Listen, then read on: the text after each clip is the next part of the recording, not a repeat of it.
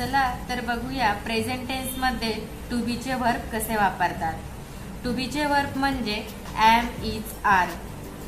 तर subject I असेल तर आपण नेहमी एमचाच वापर करतो। सब्जेक्ट यू असेल तर आपण आरचा वापर करतो। सब्जेक्ट ही असेल तर आपण इजचा वापर करतो। तसेच सब्जेक्ट शी असेल तर आपण इजचाच वापर करतो। सब्जेक्ट इट असेल तर आपण इजचा वापर करतो। म्हणजे ही, शी, इट बरोबर आपण इजचाच वापर करतो।